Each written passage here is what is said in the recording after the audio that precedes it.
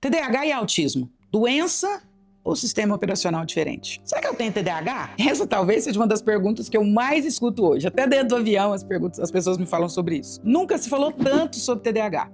Nunca se falou tanto sobre autismo. Nunca tantas pessoas se reconheceram ou foram diagnosticadas em características como distração, hiperfoco, sensibilidade sensorial, dificuldade social, inquietação mental. Mas junto com o aumento da informação, também veio uma confusão. TDAH e autismo são doenças? Ou nós estamos falando de formas diferentes de funcionamento do cérebro? Vamos começar com uma mudança fundamental de perspectiva. TDAH e autismo não são falhas morais, não são falta de esforço, não são ausência de disciplina. E não são simplesmente problemas, são formas de organização neurobiológica. É como se fossem sistemas operacionais diferentes. Se você coloca um sistema operacional diferente para rodar em um ambiente que foi feito para outro padrão, ele vai entrar em conflito. Mas o conflito não significa defeito, significa incompatibilidade de estrutura. É como você instalar num telefone um sistema iOS e ele é Android. Ele vai travar, não por defeito, mas por ausência de estrutura. O que é TDAH, então, na prática, doutora Andréia? TDAH é o transtorno de déficit de atenção e hiperatividade. Vamos começar pela palavra transtorno. Transtorno não é doença. Doença é uma falha no hardware. A máquina está falhando. Pneumonia, falha no pulmão. Gastroenterite, uma questão do funcionamento do intestino. Isso é doença. Transtorno está sempre envolvido a comportamento, como se fosse uma falha no software. Envolve diferença na regulação de atenção, impulsividade e nível de atividade. Mas aqui entra algo muito importante. TDAH não é falta de atenção, é dificuldade de regular a atenção.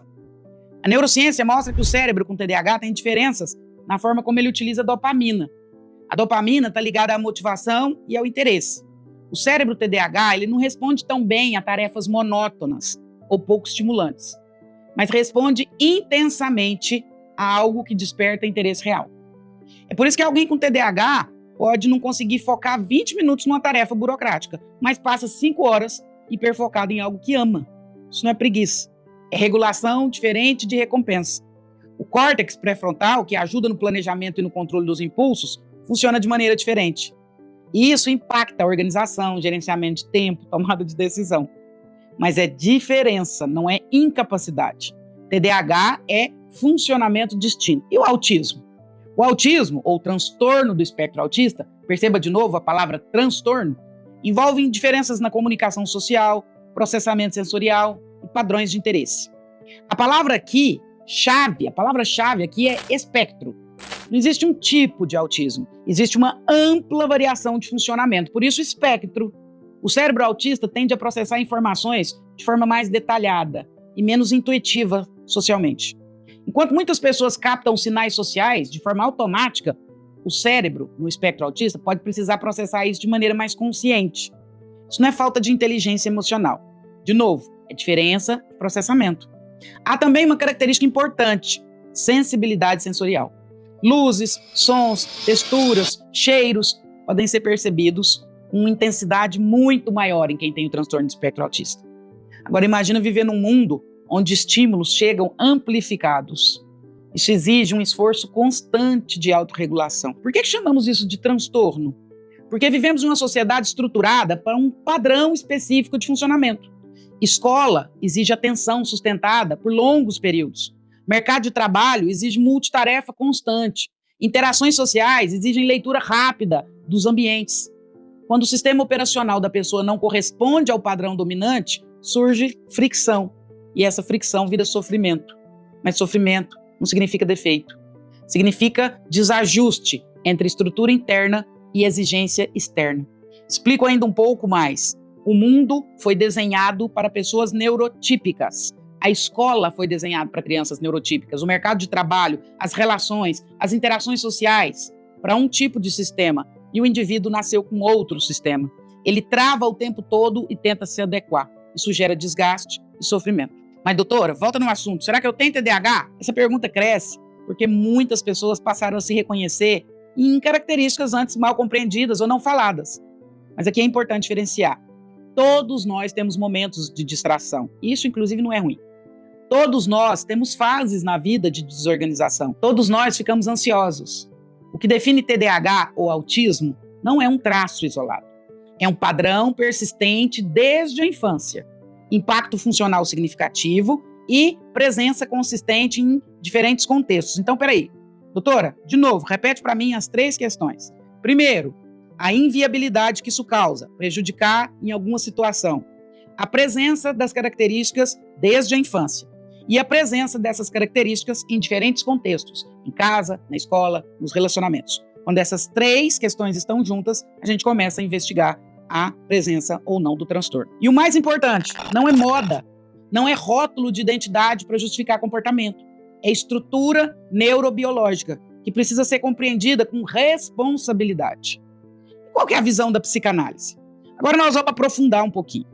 Do ponto de vista psicanalítico, cada sujeito se organiza no mundo de maneira singular, única.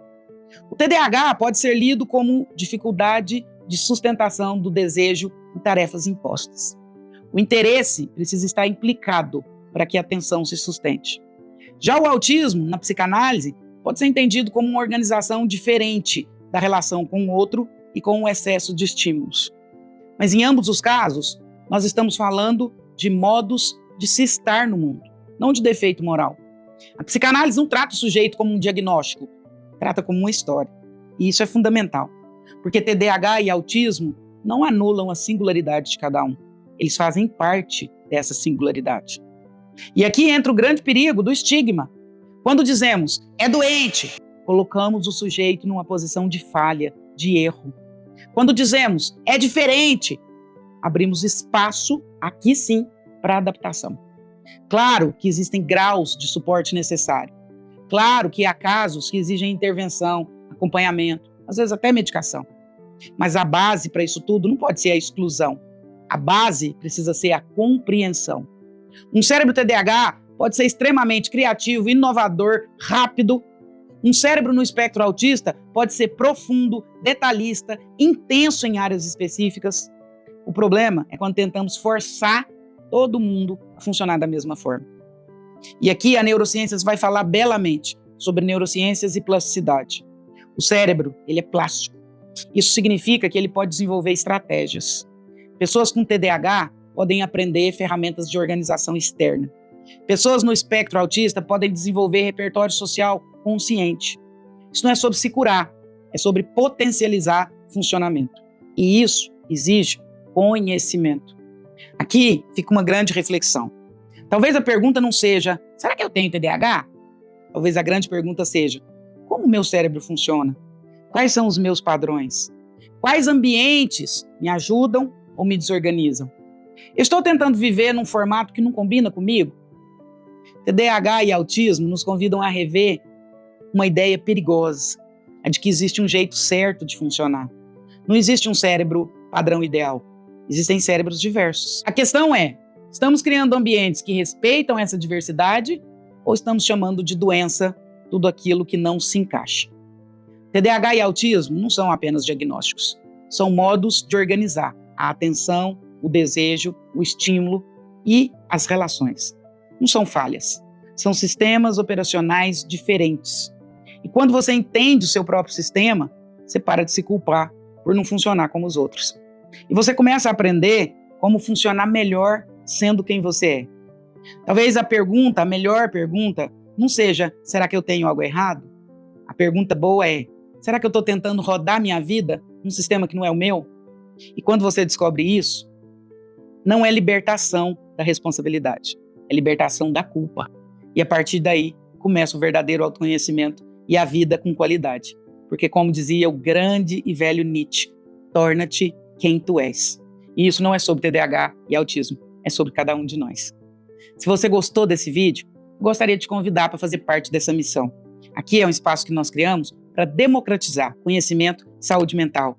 Curte, compartilha, se inscreva no canal, comente aqui para que eu possa interagir com você, distribua esse conteúdo para que mais pessoas sejam libertas a partir do conhecimento.